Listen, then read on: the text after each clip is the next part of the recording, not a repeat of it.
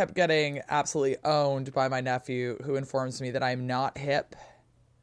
Mm-hmm. That's his Mm-hmm. words directly. My younger Well. brother, Nate, the stoner uncle, is, however.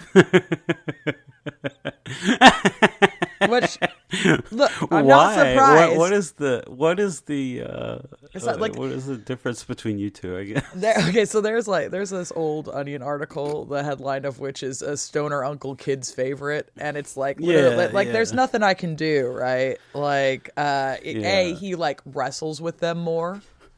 Uh-huh. Like, he's just Uh-huh. got a lot of energy, so he just comes in and basically it's like, all right, well, it's 3 hours of, like, Uncle Nate throwing you over his head and wrestling you.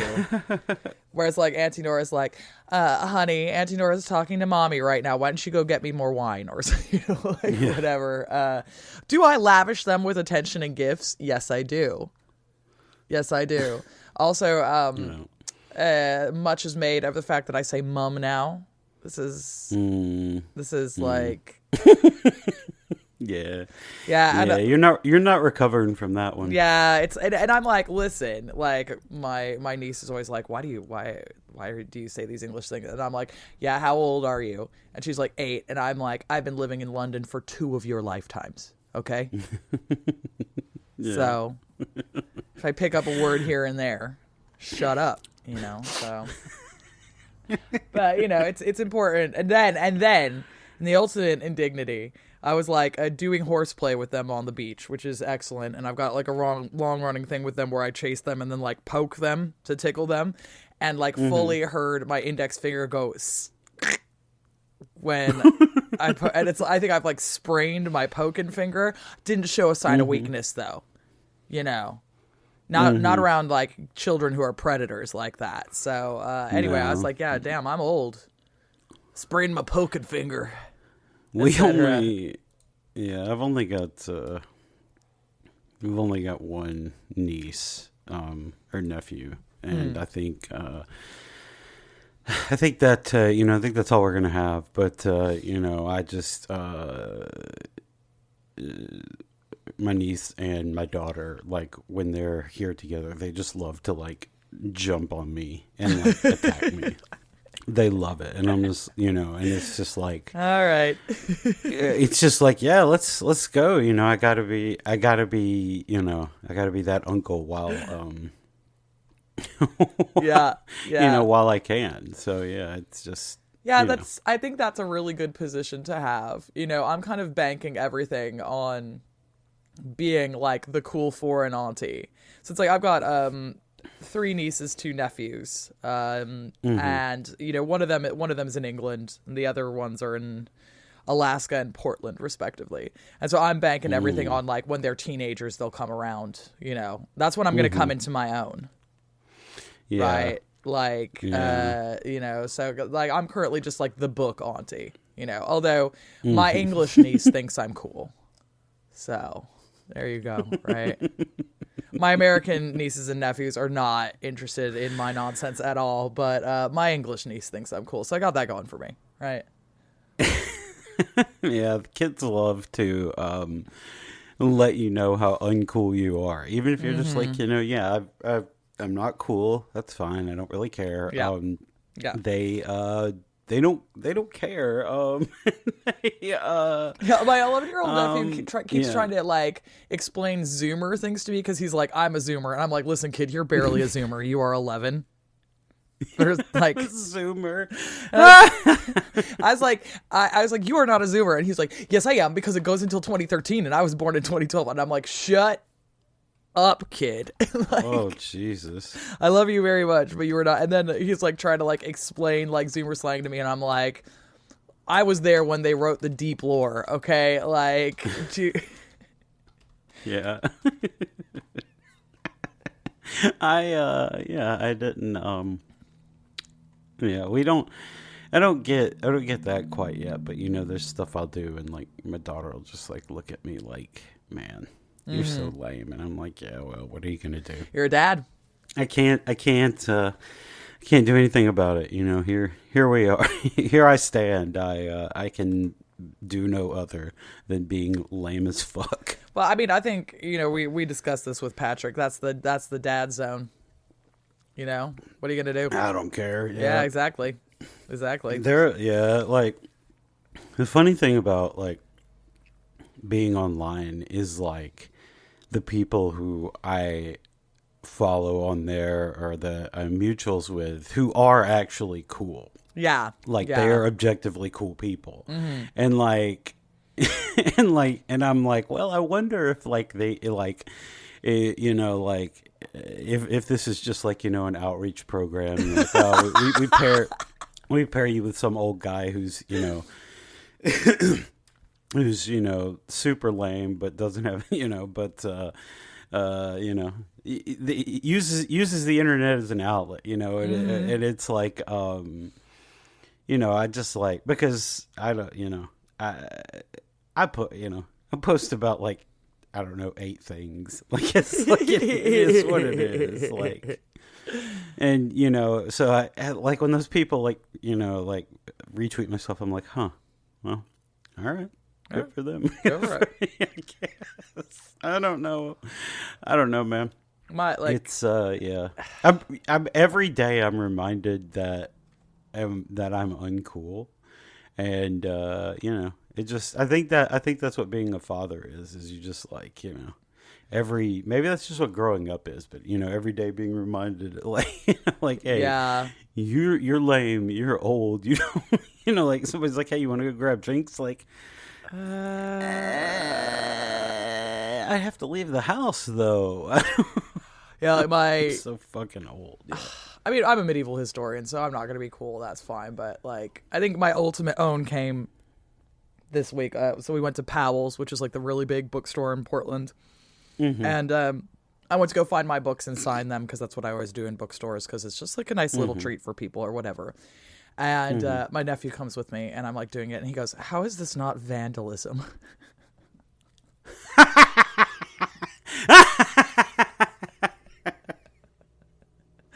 It's like this is a value add, boy. That's what I said. I was all like, this makes it worth more money. And he's like, then how come you don't go tell the people who run the store? And I was like, because then they'll sell it for more money. And I want it to be a nice treat for people who buy it. Just, oh my God. Into the ground. Like, that is, oh man, how isn't this vandalism? What the fuck, man? I'm like, it's an autograph. What are you doing? What are we doing here? How is it this vandalism? It's like, get the fuck out. I can't possibly like out of it's like I can't possibly be like nothing I've done is like cool or impressive, because I'm just his aunt and that's just what his aunt does. So, it's like, all right, okay, buddy. You know what? Come back to me when you're 20, right? Like little fucker. I love him so much. Oh man, like vandalism. Oh, man, that's great. Like, no. What the fuck? Leave me alone. It's like, well, stop following me around then. Christ, go find a book. Like, the fact that people do, like, I guess I knew that people do that, but I never really thought about it. But like the fact that like authors, like, I'm like, I want to write a book just so I can do that, and like somebody finds it, they're like, the fuck, like. Yeah, he like this no name dingus signed it. I'm like, yeah, I did, motherfucker. That's right, baby. It's worth exactly 1/4 cent more. Yeah, now. That's right, baby. That's right. Yeah. So whatever makes me happy. Yeah. That's what's important. So exactly. All right, let's round them out. Questions. Woo! All right, 3, 2, 1.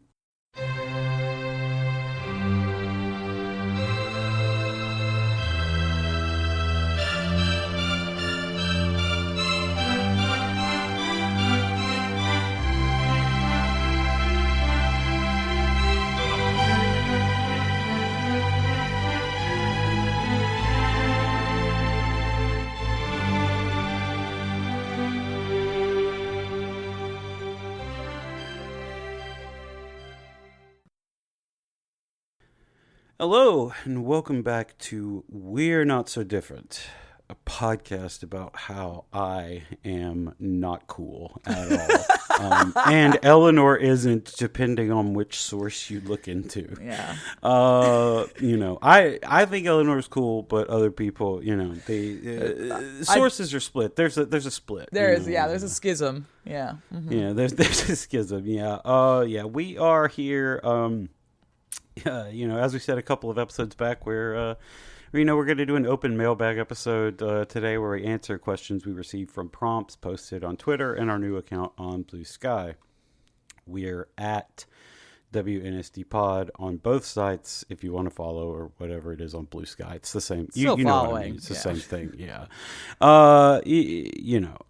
It's the holidays and we wanted to continue to do new episodes, but there's the time crunch and traveling and family obligations. You know the deal. And so here we are. We're going to do some questions, wish you a happy holiday, and bid you adieu until probably 2024, or possibly like the very end of 2023. However the weeks work out, I don't fucking know. We'll see. Unless, of course, the point is we're not doing a new episode next week. We're going to unlock a Patreon episode for the week of Christmas, regardless. Unless, of course, you're a patron, in which case we will have a new bonus episode coming this Friday, the second in our series on Andor, that will focus on the first 3-episode arc of the show. So check that out if you're a patron. And if not, subscribe for $5 a month at patreon.com/WNSCpod. It would be a nice little Christmas present to us. Mm-hmm. So as we said, next week we'll unlock an old bonus episode, take the week of Christmas off. Anyway, let's get to the questions. We'll start with a few from Twitter and then move on to a few from Blue Sky. The first one comes from at Hot Dog Week. Strong name. Heard in passing. I like it. I prefer hot dog year because the entire year's hot dog year, but whatever works. I've heard in passing that China had feudalism long before it developed in Europe. I'm wondering if these actually are comparable systems, and if so, what's the history leading up to and out of that mode in China? Thanks for the show, in particular the historical materialism series.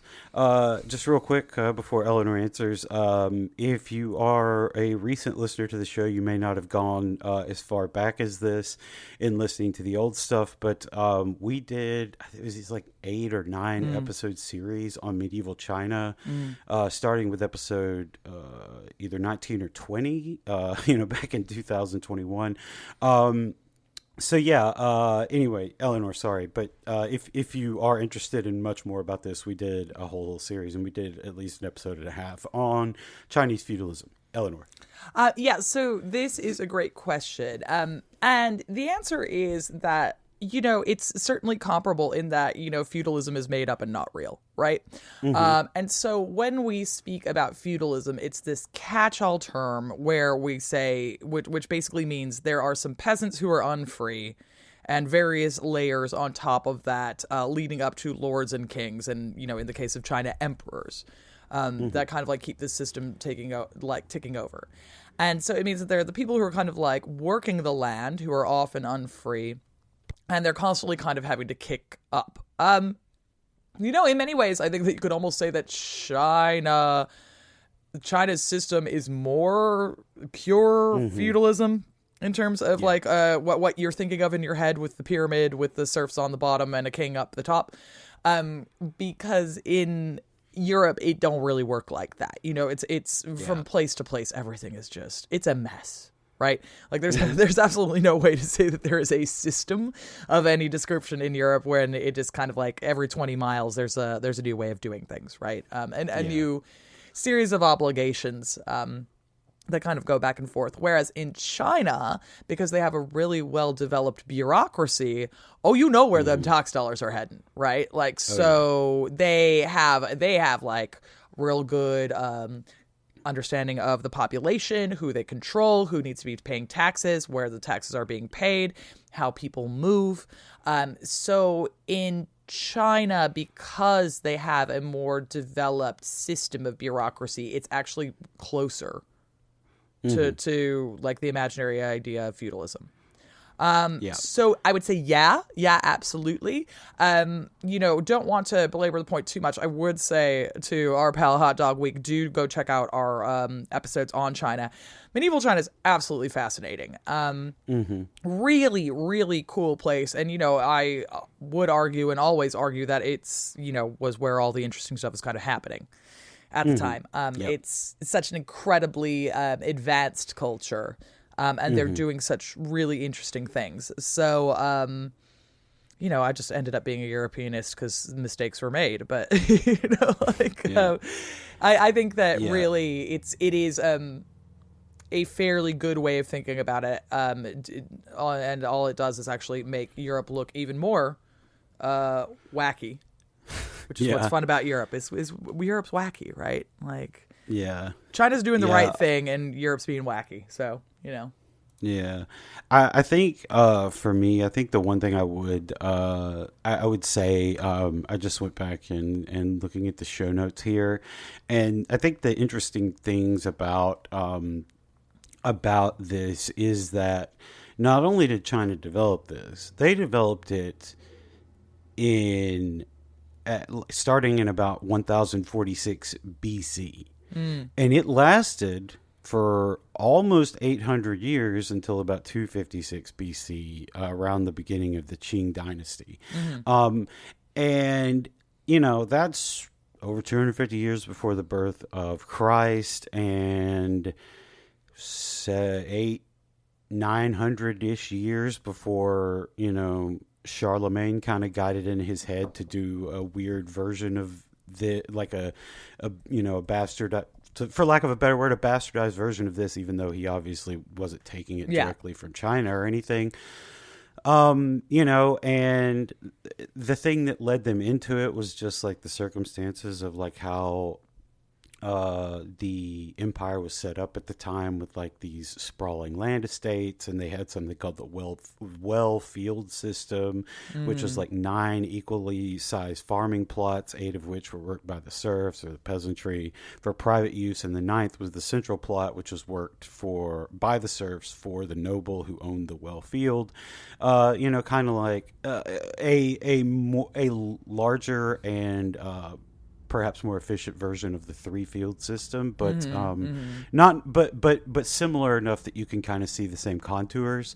And also another aspect of this was that under Fangjian, which is the name for Chinese feudalism, the peasants were divided into the 4 occupations, which divided them up into 4 classes: knightly scholars, artisans and craftspeople, peasant farmers, and merchants.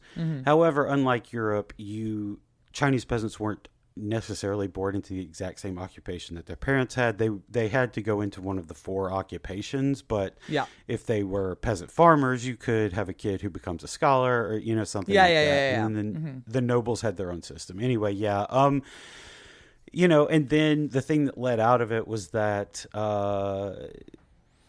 during the Warring States period, when the Warring States period began, it didn't work like the actual Fangjian system. The well field system itself stayed in place for a long time. Oh God, yeah. And so like it's just one of those things. Like, go back, listen to that old stuff where we talked about it. But ever since we did those episodes and I did all the research on it, I've just found it like fascinating, because they just had their own feudalism, had like the version of what we think of as feudalism in our heads, really. And then, 250 years before Jesus was born, they were like, okay, yeah, well, we're just going to quasi-privatize the land and just sell it to like heads of the army and nobility or whatever. And they're just going to, keep the peasantry, and, and they moved on. Good times. Yeah. Hot Dog Week, thank you for the question. Next comes from @WebRamblin', who says, what's the medieval period piece, movie/series you'd most want to see? I want to see something on one of the peasants' revolts. I would say, like, you want to do English one, great. You want to do the Jacquerie, great. Like, I don't care. I would just like to see a peasant revolt, because I think it would be cool to see something that focuses on regular people And, it would be nice to see some cottages instead of some castles. And it would be nice to see some castles get burnt down. And, and of course, like, it's a historical materialist show. We're team peasant, right? Like, that's how we are. But I think that also one of the things that has to be kind of said, like, I understand the reasons for which we always kind of make movies about kings and queens and important personages like that. And, there are, again, material reasons for that. Like, who's writing all the history? Where does it all get written down? Like, who do we get to know about that? That's all a big part of it. But I also think that we're slightly complicit in continuing to just focus on those stories. Our desire to keep telling stories about kings and queens and nobles, blah, blah, blah, blah, blah, isn't really helpful. I think that something that kind of looks at what are the conditions like for the people at the bottom of that society, the ones who are like doing all the damn work around here, would be very, very interesting. Granted, it's going to be a tragedy because, most of these revolts are not successful. But there are certain people who kind of get away with it. And, there are certain people who manage to, like, kill a noble here and there. And I think that would be really cool. I mean, if you did the English peasants result, that would be fun. You could burn down the Savoy Palace. Get Wat Tyler in there preaching. Yeah, Wat Tyler would be nice. Yeah, you could do a whole thing with him. His death and everything. That'd be really cool. And them, them kind of rolling up the rebellion. That would be nice. That would be really nice. And I think that would be. I think it would be fun too in terms of doing a medieval London one, so you can like show Old St. Paul's, show London Bridge, stuff like that. I think that'd be cool. So yeah, a peasants revolt. So what about you, Luke? What would you want to see? I think the Peasants' Revolt would be cool. The Wars of the Remences in Catalonia, all that kind of stuff. Yeah. I would love to see any of that. I would also like the Fourth Crusade. Where they sacked Constantinople. Yeah. Someone, and they had a Latin Empire for 60 years, and like you could do. I think you could do like a really good. You could do like a really good kind of show about that. You could have a couple of, battle episodes and then see how like the Latin Empire falls apart like real quick on, and you could get the doges in there and we can like kind of see all that kind of stuff. Yeah. I think that would be really cool. I would love something that gave like a fair portrayal of Genghis Khan. And by fair, I mean something that just doesn't present him as like, either a like noble savage or be like, a constant bloodthirsty, rapist psycho who doesn't have a brain. He was obviously intelligent. He obviously had, a lot of these things, and he obviously did a lot of bad stuff too, but I think you could do like a really great like thing on him, because I mean he really is, one of, I don't know, probably like the 30 or 40 most important people to ever live. So something like that. There's you know what? I tell you what, just do the fall of Constantinople. It doesn't matter. Do the fall. I know it's at the end. I know it's a battle episode or a battle thing. That's fine. Just do that, because there is so much shit in there. You got the chain. Yeah. You got Mehmed sending his boats across, walking his boats across dry land to get to the golden, to get to the Golden Horn, and like, you have you can even do like the different deaths of Constantine the 11th, that like maybe a dream where he fights on the battle before he hangs himself, or vice versa, a dream that he hung himself while he's, whatever you want to go with. Like there's just so much there, and it is that like big world changing period that really did change a lot of how the world works. So if you're not going to do something that focuses on the peasants, let's get big with it. Let's, talk about, let's talk about the time everything changed. Yeah. Web Rambling. Yeah. Thank you. Thank you for the question. Next we got one from @GrayOwlGaming, who says, would a Panera charged lemonade kill a medieval child? Before we answer, just to let you know, the large version of the Panera lemonade has 390 milligrams of caffeine in it. and that is on top of all the sugar, fake sugar and everything in it. So, Eleanor. I mean, I think a Panera charged lemonade might kill just a modern child. Yes. So I'm going with yes. It's killed, or is at least allegedly killed, at least 2 like modern day people. Like I'm anybody from before, like, I don't know, like 1900. Like you give this to them, there's a 90% chance they're die. It's too much. Your body, like. Yeah, too much caffeine, way too much, like fake sugar. Even if it didn't kill them, like the fake sugar in it would they would be puking for days. Yeah, I figure that's the thing, right? Like, and also I think if you give a large Panera Charged lemonade to an evil child, I also think that like they're going to be so hyped on how sweet it is, and like that and that they're getting a lemon thing, they're going to chug it. Oh yeah, I reckon, which isn't going to help. And, they don't really have caffeine in their diet.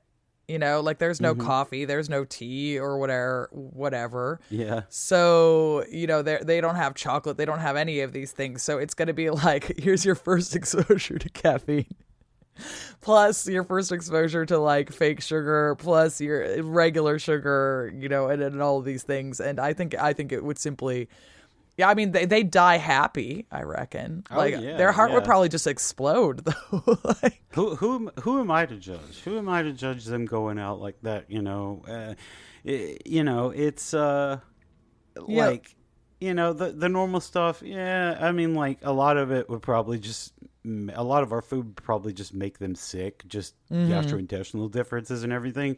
But stuff that has like this much caffeine, this much sugar, no, absolutely. There's no way. Like they're like, even like the fanciest lad who gets everything he wants in life, the most well-to-do prince, isn't getting the kind of sweets that would come from like 2 big gulps of that shit. Like it's not a thing. Imagine how many sugar beets it would take, to make a Panera lemonade.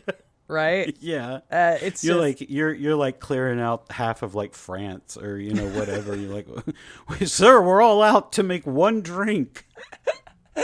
Oh God! Like we've been in training all of our lives to be able to kind of like ingest a Panera Charged lemonade, and medieval people have not. Right. Let's just put it that way. And I think you need the benefit of modern medicine. And also, so like I saw someone, like one of my mutuals on Blue Sky the other day was like, I'm going to get a Panera lemonade now, like, because of all the talk about it. And they were like, I do feel like I'm going to die. This is actually horrible. Like their heart rate was super, super raised and stuff like that. And I was like, oh, well, there you go. So I feel like those of us who live in the Monster Energy and Four Loko world, right? Like, we've had some kind of exposure to what's going on, and it still kills us. So yeah, absolutely. This kid's got no chance. No chance. Yeah, no chance. Absolutely none. They're just gonna die, man. Don't do it. Don't give them an atomic jawbreaker, or Sour Patch Kids or something. That probably won't kill them, but it'll It'll put the fear of God in them. That'll incapacitate. Yeah. Oh yeah. They'll be like, that's a demon. A demon inhabited my mouth. You're like, yeah, it did, man. That shit's sour as hell. Gray Owl, thank you. Gray Owl Gaming, thank you for the question. Next we got one from @Giannis X UK or Janice. Eleanor, who was the George Michael of the medieval period? Do you know how much time I've spent thinking about this now? I put this on here and I was like, I guarantee you she has an answer and a backup answer and a fourth. Okay, so it's a difficult one because I wanted a troubadour. Right. And so a troubadour differs from a minstrel. We've been over this, but for those of us who don't listen to our bullshit all the time. So like a minstrel is just someone who kind of goes from town to town playing. A troubadour are people who also like compose works. And the trouble with a lot of the troubadours that we have named, they can't be the George Michael of the medieval period because they are like royals or nobles and George Michael is the son of a restaurateur. So like, I was like, well, all of you, like, I don't want to see a baron in here. Get these guys the fuck out of here. So I went with Pierre Vidal, who was an Occitan troubadour. And we kind of like, we know something about him, but not tons. Because he does actually have a biography that was composed like 50 years after his death. So lasting impact. There is like in one of his lives, we think this might be an invention, but about him like marrying a Cypriot girl, and you know George Michael is of Cypriot Greek stock, so shout out. That might be apocryphal, but whatever. And so you know, a talented man that people were still talking about years after his death. However, unlike our Lord and Savior George Michael, I've got nothing about him being like a humanitarian or acts of charity that he's done. You know, I'm all like, where did he bequeath monies? We don't know. I'm also straight, so like, so it doesn't quite work, you know. You know, or well, actually, I'm guessing he's straight. Just talks about his wife, so that could really mean anything. But you know, I was kind of thinking like, oh well, do I just go look at saints, like who is like unto George Michael? And, you know, I was kind of thinking about people who do big charitable things. So St. Nicholas is in there for his giving away monies. St. Francis of Assisi. Nice. You know, like he's a good guy who, like, you know, we don't know that George Michael never got the stigmata. We don't know that. He could have been. No, I don't know that. I can't prove that. So, you know, can't prove the negative. And, you know, I also can't say that St. Francis of Assisi wasn't a hot little slut. So, you know, who can say? Who's to say? Right? That's a good point. We know he had faith. We know he had faith. Yeah, exactly. So, you know, I think that you got to kind of like look at a mixture of these things. So what I need is Pierre Vidal with like some more good works under his belt, right? So yeah, it's a difficult one because that's why George Michael is such an important person, because his music bangs, he's a hot little slut, and he was secretly one of the nicest people in the world and just giving away money all the time. So like, very difficult to live up to that. Very difficult. Yeah, I got nothing. I enjoy George Michael's music, but that's right. You know, I don't have any. I don't have any insights other than that. Did I ever tell you? You know, like go ahead. Sequitur. Not like it isn't a non sequitur. It's just a regular sequitur. Did I ever tell you like when I got why I got into George Michael? This is like I don't think so. Okay. Or I don't. If you did, I don't remember. So the deep lore. I was living in North London at the time, and this is around about the time that your friend and mine, George Michael, was zooted and booted, and he drove his car into the Snappy Snaps in Highgate. Now, Snappy Snaps was kind of like one of those places where you could, you know, get a photo printed on a pillow or what. You remember the aughts. You remember what it was like.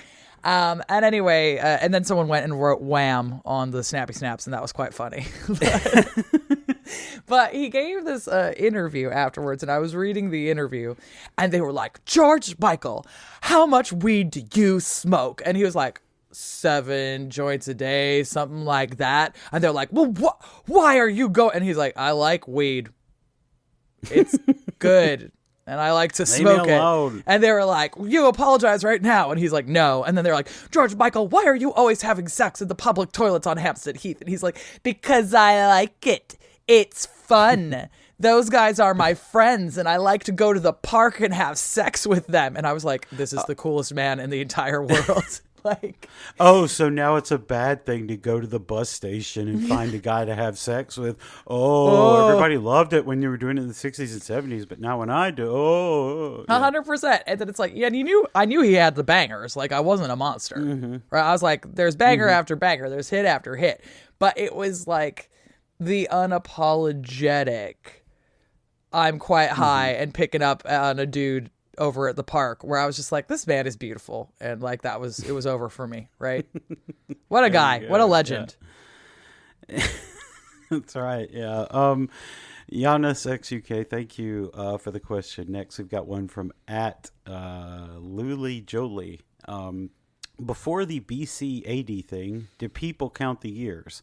And when did people start using AD? Okay, so there is a great answer for this, which is the year of our Lord, Anno Domini, 525. Nice. And it was invented by your man Dionysius Exiguus. And he brings it in to replace the Diocletian era. Because he's like, Diocletian sucks for his persecution of the Christians. Now, when I say Diocletian era, that brings us to how years were counted previous to this, which is what we call the regnal system. So basically it would be all like, oh, it was the second year of the reign of the Emperor Diocletian, right? And you would have to kind of know the order of kings or emperors depending on where you are, and then you would say that. And that's an incredibly common way of dating things. You know, you find it in Japan, you'd find it in China, you find it all over the place. So the point being that it always just reverts to one when a king or emperor dies. It is not as easy for historians and stuff like that, you know, for you and me. For the regular person, it's nicer to just kind of be able to be like, oh, okay, you know, here you start at one and you go forward, right? So it's brought in by Christians, unsurprisingly, and in direct response to the worst excesses of Diocletian. And so it just makes life a lot easier. You don't have to know every single guy this way. So it's a nice little invention, this, you know, nice little medieval invention. I like when you know, with the regnal years, you just like, you go back, and the further you go back in history, you know, like 2000 BC or whatever, and they were doing it, but you know, it'd be like, oh, on this day, so there was an eclipse or something like that, and like now you could, and like since that time, historians and archaeologists and people have been, and astronomers have been able to like go back and look at it and be like, oh yeah, an eclipse would have happened on this day, you know, so that, you know, this happened in, you know, according to our calendars now, you know, like 2145 BC, you know, and that's so cool to me. Like, the people just, you know, they just did that. They were just like, we can go back and do it, because you can count when the eclipses happen and everything like that, because of the phases of the moon. Anyway, that's cool shit. Luli Jolie, thank you for the question. Last one from Twitter we've got is at Guillotine Fan. Shout out.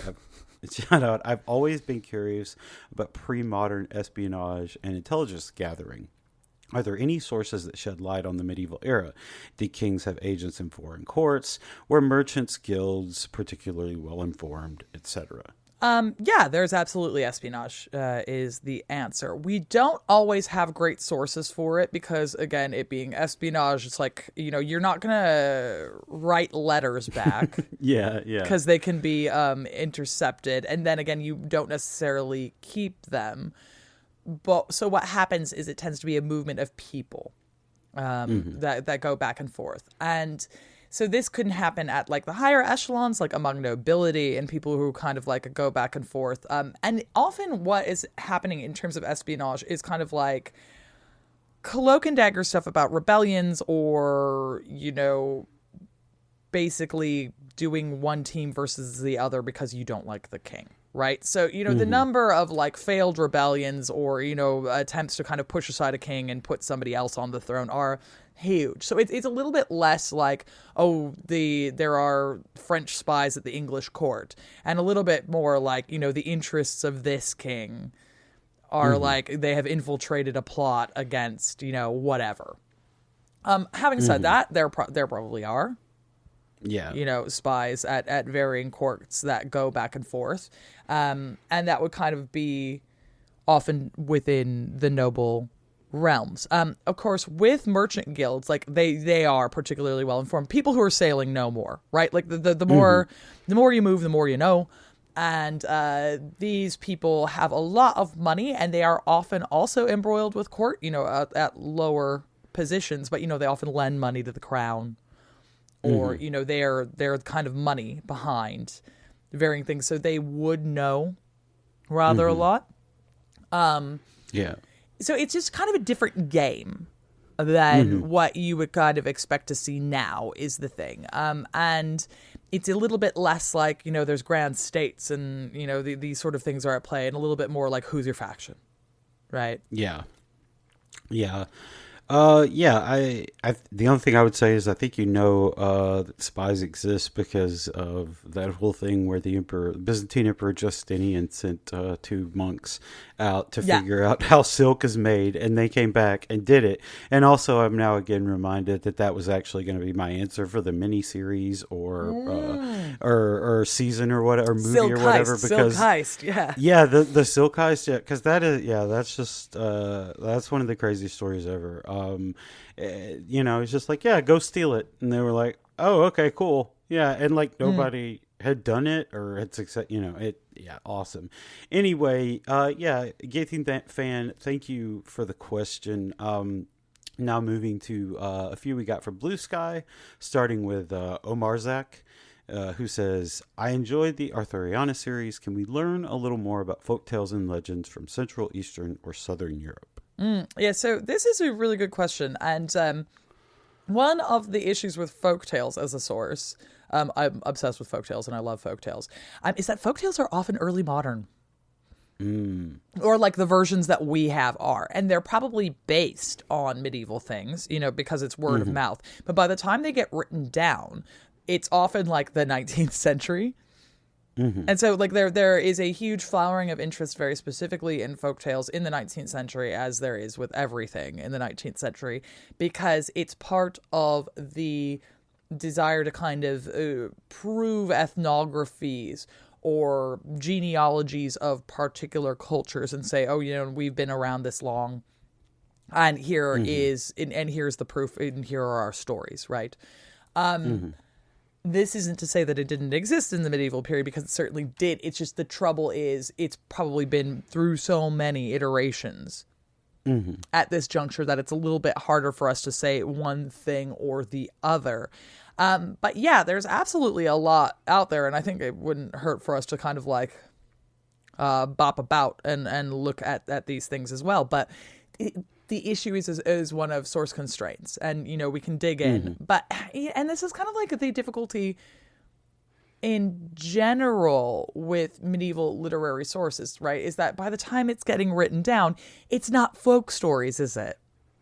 Right? Because it's some dude who could wrote it down. And like, that's why, Arthuriana, it's like, here's some French dude who's like sitting around writing. So they're like, this is what English people are right. And off he goes. You need a kind of a similar thing in order to get anything written down in the medieval period. And they talk about highfalutin people, because they're highfalutin. So we don't get to see what ordinary people are kind of talking about. You see a little bit more of that if you look at stuff like humor, when Cleopatra was on, she kind of takes us through those. Again, it's highfalutin people, so it's writing things down. But I mean, I think this is like less of a question I can answer and more of a like, we could look into it. So I'm just kind of like explaining why we haven't done that. And it's just because it's going to take us some reconstruction in order to do that, if that makes sense. Yeah. There's a lot of them. They just they don't come to us in the same form, because it's we're probably lucky that the Arthuriana that we do have, comes from the Middle Ages, because it wasn't not like there was a lot of a lot of writing or whatever. But I mean, I think this is a really great one that we can certainly look into. But it's just going to take me a little bit of actual research to get it down there, Yeah, so we maybe we'll come back to that and we'll talk about Krampus and all that sort of stuff. Ghosts. There's a lot of ghosts. Yeah. A lot of ghosts. Yeah. Omar Zak, thank you for the question. Next one comes from Harris Showen, I think, who says, counterfactual. What if Italy would have united behind a strong church state in the 19th century with imperialist tendencies? Do you think they would have built a cultural hegemony over Europe? So this is an interesting one, right? Because the issue with Italy is it's such a recent invention, right? And so I think that Haushon is correct here in that it would take like a church unification thing, because like that's the thing, right? That they kind of have in common. And the trouble is that the city states were so powerful that they really develop in this way where they're like, yeah, I don't have anything in common with Sicilians, I'm from Milan or whatever, and there's these really different ways of being and speaking and thinking, like they are really different cultures. So you would have to have an overarching cultural identity that pulls you together. I think you would have to have some pretty strong imperialist tendencies, because part of the issue here would also be, the differentiation in terms of who is industrialized, which has always been an issue within Italy, in that the North was more and is more industrialized than the South. So you would have to have Southern Italy making more things, like on an industrial scale, I think, in order for this to happen. One of the things that I would say, though, at this point is that there's like a lot of catching up to do. If they do it in the 19th century, it's a little like you kind of wanted to get moving in the 18th century, I think, with these things. So like, the Germans, they're able to kind of unite in the 19th century because they've already been bipping along. Doing their industrializing and things. The British are out being pirates and taking over the world. The Dutch have already done it and lost. There are all these various things. But I think I'm not sure if they could have built a cultural hegemony without industrialization, is what I would say. And we find, I think, that the countries that do build this kind of cultural hegemony, the Germans and English speakers, a lot of that has to do with industrialization. And, the French remain the French and massively important within all of this. And they still kind of have this cultural cachet that I don't think the Italians could have broken. I'm kind of thinking about how, like, the place that Italy and the Italian lands kind of hold in the imagination of Europeans at the time. And it's considered important, but, largely because of what they kind of see as its like romantic decline. And I mean, perhaps if they had industrialized, then yeah, that would have allowed them to do this. But I think this is a story about industrialization. I think there's material things that you would need to happen in order to kind of launch any kind of imperialist ideals from them. Yeah. Anytime I have a lot of trouble seeing anything after the end of the 30 Years' War, so in 1648, anything after that, anything after the Treaty of Westphalia, having religion as its overriding factor, and the ability to project cultural hegemony over Europe. I don't think a religious group could do that. There's not the church. The 30 Years' War is the process of essentially ripping, or starting to rip the Catholic Church's social structure, ripping the Catholic Church out of the superstructure as that underlying thing, and that's going to be replaced by something else. And when that happens in 1648, I don't think it matters, because there were many attempts to try and re-Catholicize things by force and by culture and everything like that, and the Habsburgs couldn't do it, and France couldn't really do it that well, even though they purged the Huguenots. They just kind of sent them everywhere else, and then Catholicism died in France anyway because of the Revolution. But I don't think it's an overriding force in I don't think it's an overriding force in Europe anymore to the point that it can unite everyone under a shared culture. It's like, Yeah, I think that's a really good point, Luke. Like, I think that yeah, by the 19th century, that ship's kind of sailed. by the 19th century, you have fuck, of course, Darwin. You have Darwin is coming up with the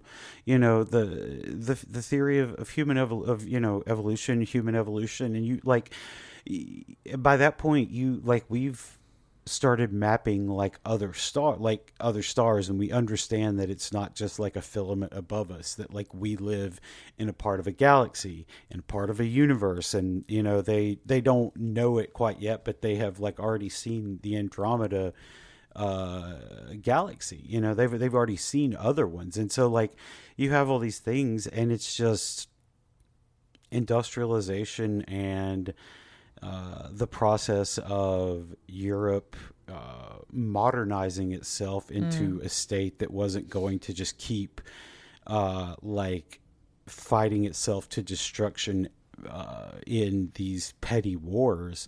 I don't see the Catholic Church being able to do it. I certainly don't see any Protestant church being able to do it. It's post-Enlightenment. It's post-Enlightenment. Yeah, exactly. Yeah. And, post-Enlightenment, post-scientific revolution, post-Westphalia. Intellectuals aren't... Because, again, you're not going to be able to have intellectuals kind of like a drive in argument for why this needs to happen. And you need the concept of nationalism, which will come along later in the 19th century. And, in the Italian lands, they'll pick it up in the 20th. Like, that's how much the Italians are not like, oh, yeah, we're all the same. It's like it takes them till the 20th century to be like, where... And they didn't get rid of the kingdom until World War II. Like, it was still a kingdom until the end. I mean, Mussolini was the prime minister dictator, but like they still had a king. Yeah, so it's, I mean, this is the thing. Like, I think that Italy is so fractured because of its history that it's just, it's such a story of the haves and have-nots that it would just be incredibly difficult. Is it possible? Sure, but I don't know if the church is going to do it. I think it would have to be finance. Yeah. If they had the money that they had, if they had like the money and trade connections that they had in like the 14th and 15th century, and like they had all been together at that point, then like, maybe, and independent, then maybe, but like, it's too late for Italy, like to be not to be important, but to be like like an imperial world power. Yeah, like a globe-striding. It's probably Colossus. Too late for them. Before the fall of Constantinople, like I mean, like like they just it's moving too far away, and certainly by the time of the Hussite Wars, once that puncture opens in the facade of the Catholic Church, like. Yeah, it's only a matter of time. Yeah. Anyway, great question. It's a great question. Thank you. I was really interested in this one. Thank you for that one. The next one we got comes from Lioness, who says, before cars, what kind of noise did little boys and girls make when racing horse and carriage? Vroom vroom being the standard for cars, of course. Yeah, I think that it was probably like, clumpity, clumpity, clumpity, like, something like that. Yeah. Like, I think there'd be a lot of I think, and maybe making horse noises. Kind of a deal. Yeah, exactly. Like, it's like no, like, yeah, like whoa. Yeah, I think that it's probably going to be imitating horses. I would assume. Like, I don't think like they're not going to be out here like making chariot noises or something. And carts, as we know, are ignoble. So it's going to be about imitating horses, surely. So and they have hobby horses and stuff. We know that. So, they're probably going around being like, right? Like, clop, clop, clop, clop. Yeah. Like, oh, nay. Whoa, Nelly. Whoa, It's just, yeah. Oh, man, can you imagine, like, the first person to, like, hear, like, a motor? like the first, like Yeah. human history. Like you've heard like the beat of hooves, or like a few other like beast of burden type animals, or like the lapping waves on a ship. And then now it's just like, brrr, and you're just Yeah. like, what the fuck? That's no fun. Where's the romance in that, Where are my clip clop? What am I going to do when I have to reshoe the car? What am I going to do? Yeah. Linus, thank you for the fun question. Next one we got is from Belle de Jour, who says, how did people pass MASH notes when literacy and paper weren't much of a thing? The answer is gifts. Nice. So, yeah. Like you would just be like, oh, like here's the thing, right? And then the thing kind of has to do the speaking for you. So, I mean, we even see this among people at really high levels, because it's even when you have like literacy or something at high levels, oftentimes you can't write yourself, and you can't have your scribe being like, Dear Jacques, meet me out back at midnight, let's big boy. bone down. Yeah, exactly. So, we, even among the literate, there isn't necessarily a way of passing notes. Although, if you go through De Amore, there's a lot of talking about like how you get a messenger, like, and who's the go-between is going to be, and blah, blah, blah, blah. But gifts, especially like among peasantry or other people like that, is the answer. And so, you'd get someone a handkerchief, or, you would, flowers and gifts and things. So that is what develops instead, which is kind of quite powerful, right? Like, so I don't know, maybe you've got like particularly nice apples, or like combs, if you can afford it. Ooh, are very romantic. Yeah. There's a whole list in De Amore about like appropriate gifts to give people that you're wooing, and it's like, get them some nice sleeves, because like sleeves are separate to like the whole outfit. So like jewelry and handkerchiefs and combs and food and flowers and all of these things, that's how you would do it. And so it's kind of like plausibly deniable gifts is the answer. Yeah. Medieval dudes like walking, like, hanging out in the forest or whatever, being like, all right, guys, is sleeves, like, is that an appropriate third date gift? Like, what do we think here? Like, is that too is that too much? Like, is she going to be expecting me to talk to her dad about a dowry after this? Like, what are we doing? Exactly. Yeah. I don't know. That's cute. I don't know. That's cute. Like, I got nothing else to say. It is cute. I think it's cute that they had like these little social customs, and they were like, give them an apple, and you're like, and now if somebody gave you an apple, be like, hey, thanks. I enjoy apples, but back then, like, oh, an apple. Yeah. Oh, whoa, what is this? Belle de Jour, thank you for that question. We got one, a timely one for what we were talking about earlier from Andy K250, who says, and I have wondered this before, was there a medieval concept analogous to coolness? Well, how would I know? Right. I told you, I thought you were cool. I'm not your it's not nephew. Yeah, and thank goodness for that. The answer is kind of. So people who start new fashions are a thing, right? Like fashions and enthusiasms certainly exist. So people will start crazes or various trends. And I think that trends a lot of the time are kind of like analogous to coolness. Like if people want to copy the way that you dress, then you're cool. And I think that, like there are ideas about coolness, for example, for, like people like troubadours or minstrels or the knights who do the circuit of tournaments. They're cool. If you think about the kind of professions that we associate with coolness now, that's all there. And also kind of like people who move around and go to various foreign places, like the exotic is often cool. Where it's like, oh, I want some of that. So if you're regularly going to Flanders from, northern England, you're going to be like, whoa, Like this guy, Oh you know. man, he's so fancy, and meanwhile, like he's on a boat. He's like, I fucking hate sheep so goddamn much. Exactly. I never want to shear another fucking sheep as long as I live. Like, Yeah, goddamn.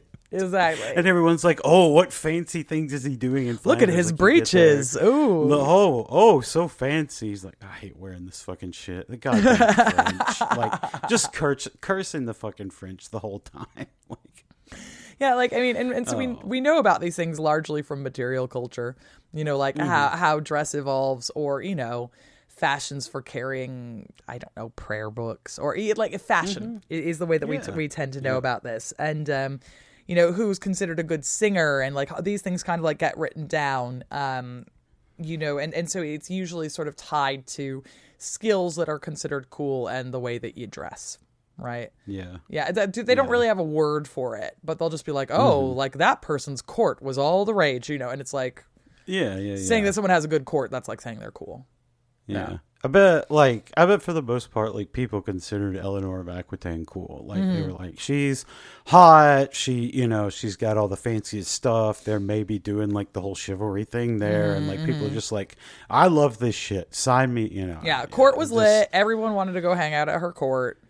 Yeah. You know, I just like, I mean, it doesn't, like, because there were famous singers, and like there were styles that like, you know, aped other things. Like, it has to be something, you know, maybe, you know, they obviously didn't think of it the way we do, but like, you know, you see something, you're like, whoa, that is, you know, that's so awesome. I want to dress like, you know, so and so, you know. And like they themselves had like pulled it down from like somebody they saw in another. Yeah, you know, it's the same thing here. It's you know, how you learn to you know, that the music you like isn't cool anymore. Yeah. Whatever. Yeah, no doubt. And you're just like, oh man, yeah, the kids over in over 2 towns yonder don't like ye old Radiohead anymore. Whatever the fuck. Which, you know, it doesn't matter. Radio is still great whether you like them or not. That's fine. It's fine. Anyway, yeah. Andy K250, thank you for the question. The last one we've got today comes from the Angel Remiel, who says, okay, here's one you've covered in part before. Was the Reformation inevitable? Clearly, there were heretics and reformers pre-Luther. Peace and love always to your boy Jan Hus. That's right. But in a world where Luther died in a bizarre copper mining accident, do we just see Protestantism a bit later? So I think this is a really good and interesting question. And my answer to this is I don't think that the Reformation was inevitable if the church had reformed. And I know people, because we tend to be like, oh, well, it happened, so it was inevitable, and the church would never agree to reform. The church reformed all the fucking time.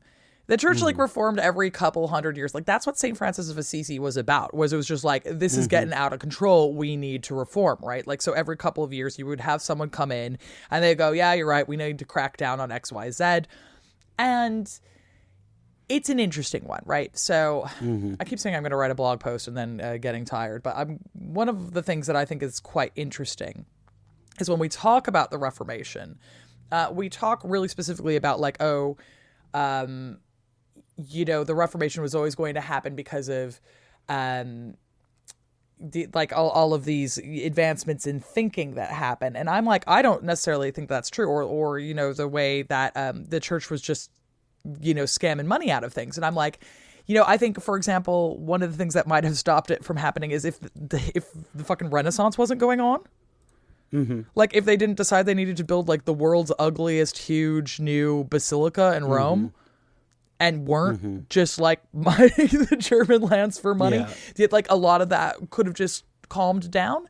So it's like there are all these contingent factors which are not the things that people think about when they think about what started the Reformation. We go straight to isn't it gross that the church was, you know, extracting indulgences? And like, yeah, it was, obviously. But what were those indulgences for? To build ugly ass, you know, the Vatican, which is fucking hideous, man. It's so gross. And like, and no one questions whether or not that was good.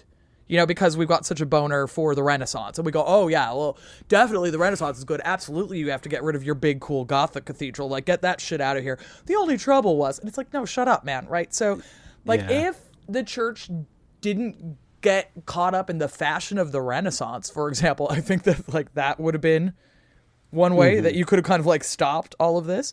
Another way would have just been them being like, you know what, you're right. They like these things that have kind of like gone on far enough. Like we've lost the Czechs. There's a lot of grumbling from the Germans. What do we have to do to make this work? And the church pivoted all the time. It's like they really, it's a weird modern thing, them being like totally intransigent and then being like, no, like this is, and I would say that part of the reason they get even more stubborn in the early modern period is because of like the Hussites and Lutheranism. So they're like, well, we're going to define ourselves in opposition to that, and we don't change. And it's like, you change all the time. Shut up. So I think that, say, Luther dies in a bizarre copper mining accident, if you could just buy them a little more time to be like, yeah, maybe like if you get different popes, it could shake out really differently. If you don't have weird building projects, it could shake out really differently. You know, one of the things that I think is involved is Charles V.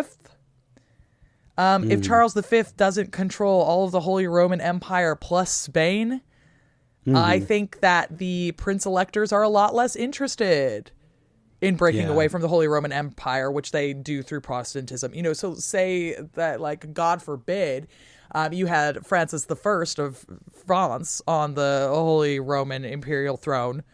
Instead, things might have been really different. You know, I think that there are as many material... again, welcome to the materialist podcast. Yeah. There are as many material and cultural aspects that brought about Lutheranism as there are also kind of like religious ideals. But the religious ideals could have been incorporated by the church if they had bought more time and if the political situation had been different, I think. To me, I don't think it's... Yeah, I think you're right. But to me, I think there is this thing where, like, they get to...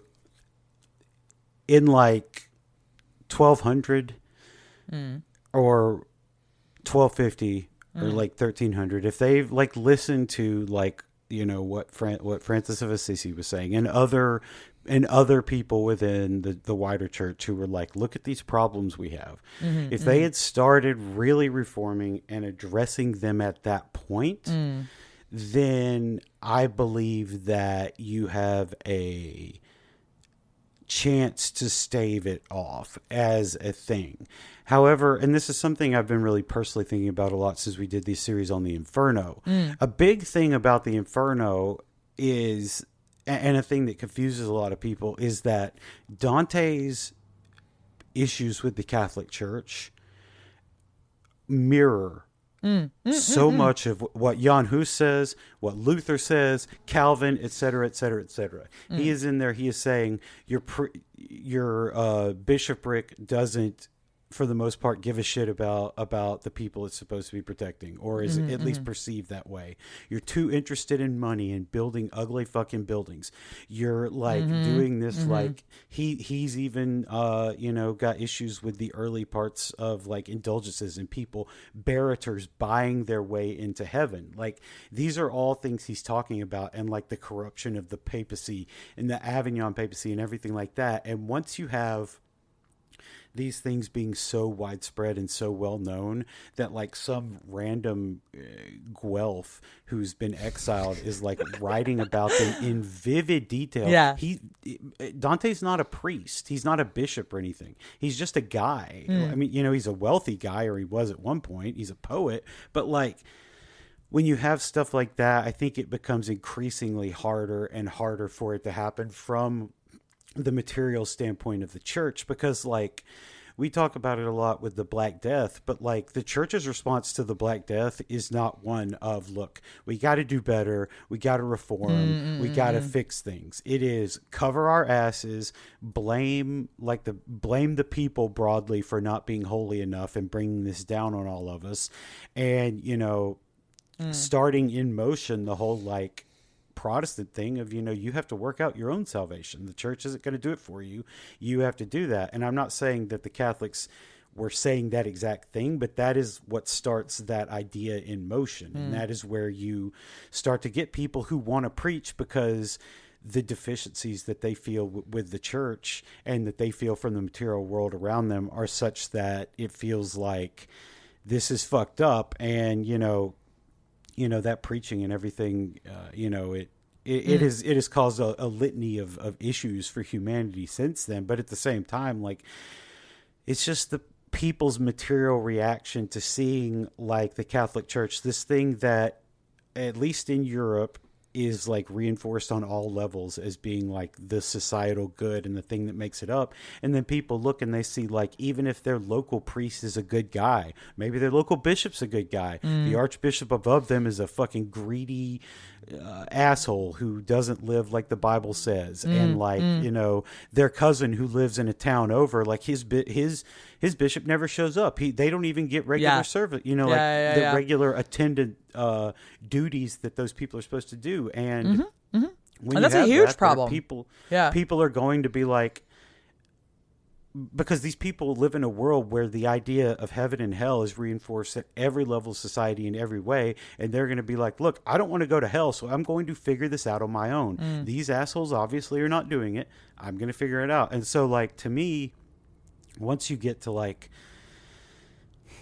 I think if they don't start reforming more after the Black Death, I think it's very difficult from, like, a materialist perspective for them to come back. Now, there are a lot of things they could have done to ameliorate it or make Lutheranism a very marginalized thing, like Hussitism was marginalized to, like, a few little baronies or territories or whatever. And, if you do that and you combine that with the fact that, like, okay, we've seen the error of our ways, we got to reform, we got to stop spending all this money and doing all this indulgence bullshit and everything, then, I mean, yeah, I think you could still have the Catholic Church as, like, a wider cultural force with relevancy much, much longer into the future. But at the same time, like, once you get the Hussites and they win that war and they get to stick around, I cannot see a world where this is not tried again and again and again by groups who are pissed off about this.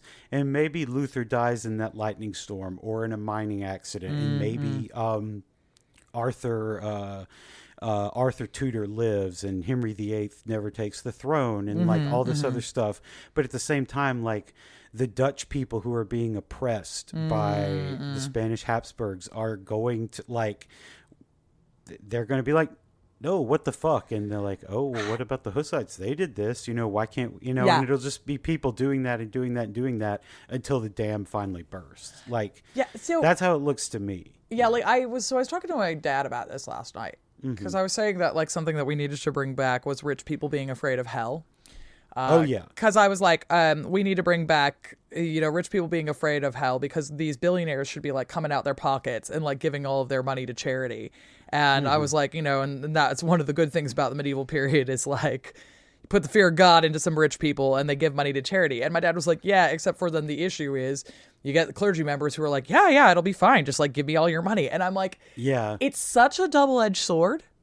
It is, yeah. Because, like, on the one hand, you do need to be like, fuck you, give your money away, right? Like, that's, I think, necessary for some modicum of moral authority at all whatsoever. But it creates its own brand of corruption, right? Like, so even by the 14th century, the Franciscans are corrupt. Oh God, like, Milic is in my head. He's done it. He won. But one of Milic's big objections, like, he really hates Franciscans because he's like, you have a vow of poverty and you don't seem very fucking poor to me. Yeah. Right. Yeah. Like, you were incredibly wealthy and rich, and it's true. They, like, own half of Prague. Like, it's mad. Right.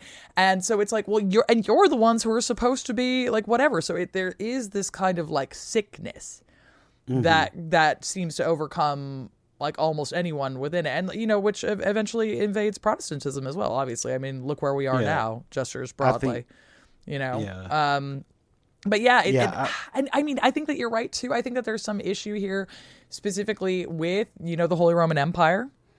Like, that's an issue, because the rich guys are like, I'm tired of doing this and it's no fun anymore. So it's like, could you extract the empire from the church or the church from the empire, and I don't know that you could. And I just think it's a very, very tricky one. But I mean, Yeah.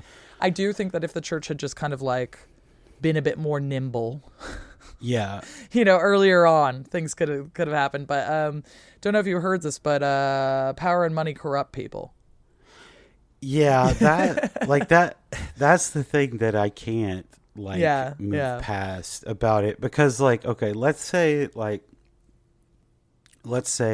you back everything up and the church reforms itself in ways that we can't even imagine, and it is able to reabsorb the Hussites after 100 or so years because they've just been marginalized or whatever. As the modern world continues into place and the focus on money and monetary systems becomes a bigger thing, it is going to make it is going to cause ruptures in widespread societal religious movements that cannot be addressed by religion itself, because of how reliant the member states and everything are on land, on property, on imperial, especially in the age of exploration, imperialism, and then kind of mercantilism and stuff like that. And that stuff, especially imperialism, mercantilism, and then capitalism, that starts to pull the fabric of widespread, not only Christianity, every major religion. It starts to pull the fabric apart, because you become alienated to the point, you become so alienated from what you are doing, and money becomes such an overriding factor, as it was even becoming at the end of the Middle Ages, that money becomes the factor in all of this, undergirding it, instead of belief in heaven or belief in making the world a better place or fear of hell or whatever, your idea for Christianity is. Instead of that, it's all suffused with money. And we talked about it when we did the heretics episodes and everything, St. Francis of Assisi has this idea of what he's going to do, and it's going to be apostolic poverty. They're going to do that whole thing. And within 100 years of his death, they're people are, 100, 150 years of his death, people are like, no, this sucks. You're doing the wrong thing. You're not you've already gotten away from it. And it's just when money undergirds everything the way that it had, eventually money and politics and those factors of historical materialism are going to take over, and they're going to rip apart Christianity, worldwide Judaism, worldwide Islam, whatever religion you want to say. They're going to rip it apart from the inside, because the contradictions will mount, and those religions do not have answers for all those contradictions, because they can't just say money is evil, we have to stop it, because if they do that, that fucks up their entire basis for leadership. They don't have land anymore, and if they don't have land, or nobody's working crops and giving them crops, it's just what are you going to do? I don't. I'm more of I think a Reformation was going to happen, especially, as I said, after the church refused to do widespread reforms in the 1200s, 1300s, and especially after the Black Death. But once the Hussites are there is a Reformation coming of some kind. I guess there already was one, I guess. So, that you have the little bitty one, and it begins to echo, and then everybody is going to look at that. Martin Luther looks at that and goes, well, they did it. Jan Hus did it. He looked at Hus as he looked up to him in a lot of ways. They did it. The Utrechists did it. Why can't we? And then Thomas Munster does the same thing. And to an extent, Henry VIII does, to whatever extent he thought about it that deeply. But it's the same thing. You just once that hole is poked in the superstructure, everything is just that part of it is going to be dissolved somehow. Tell you what, if everyone had just listened to Milic, it would have been fine. They just come back, if they just listened to this one, get away from Avignon, get out of France, get out of France. There were all guys. He had the answers, buddy. So. Yeah, I think I don't think it. I think the church could have reformed, but I don't. But will they? Probably not. Will they? I mean, they could reform right now, but They're probably about. Apparently, they're about to. Even if they did now and completely changed everything, like. Well, all the weirdo people who converted to Catholicism and don't understand what's going on are all now up in arms because there's about to be some like more chillness brought in, and they're mad. Ugh. Yeah. So it's yeah. I The mean, converts, now, man, they're so weird. Yeah. They're weird. Yeah. I also think now, like even if they took everything we'd ever said to heart and they purged every single pederast from the priesthood, and the Pope stepped down, he was like, "Look, I fucked up. I did all this shit. I stepped down. We got to get a new guy in here who can lead us." Even if they do, the lived experience that people have with Christianity now makes it so that they're not going to trust that in the first place. Like that is. The lived material circumstances that people have and the way that they view Christianity and it's operated in their lives to this point means that, like, okay, yeah, the Pope says that. Well, he also said he was the vicar of Christ and didn't do shit about the pedophiles before. So why would, it's people aren't going to automatically believe that, So I think you could, the church could reform, and I hope they would, to be a better like force for good in the world, because they could be one to like make the world a better place. But I mean, I'm not gonna hold my breath. I've been on this earth for 40 years and it ain't happening. It hadn't happened yet. I don't know why it would. Yeah. Anyway, that is going to do it for us. The Angel Remiel, thank you so much for the question. We always love talking. We love alternate history questions. We love alternate history questions, and we always love talking about this because I think this is one of like the few things where like where I will just be where we will disagree to some extent, because I just like it just. You're more of a defeatist than me. No, it's that like I don't. It's not that I'm defeatist. It's just like I would love for them to do it, but like I just think that like Saint Francis of Assisi was saying this in like 1220. You know what? It's been 900 years, 800 years. What are you doing? You know what it is? I think I'm actually more pessimistic in some ways, because I'm like, these are a series of choices the church made. Yes, and that's my thing. It's like, and it could have changed. I'm just saying that like any one pope could have stopped sucking, and I just I to a certain extent I feel like it lets the popes off the hook. Yeah. If we're like, oh, it's inevitable, I'm like, no, you could have just like stopped sucking. Right? Yeah, they could have. Yeah, it's just like, how early do they have to stop sucking before you could be like, there is actually no such thing as Protestantism? Like, I don't know. At least by the 14th century, you've at least at least. If they don't treat the Black Death better, it's that the societal fallout from that, like you get the Hussites within 60 years, like it's not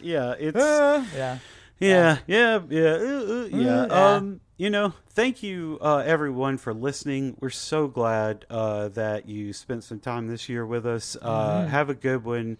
Have a Merry Christmas, Happy Holiday, Happy Kwanzaa, New Year, Hanukkah, Happy New Year, Advent, Ramadan, like literally everything. You name it. I hope it's good. Enjoy it. Have a good holiday. And as I said, we'll have a new Andor episode coming on Friday, and then next week we're just unlocking an episode. So have a happy Christmas, happy holiday, and all that jazz. And thanks for listening. Happy New Year, everyone. Bye.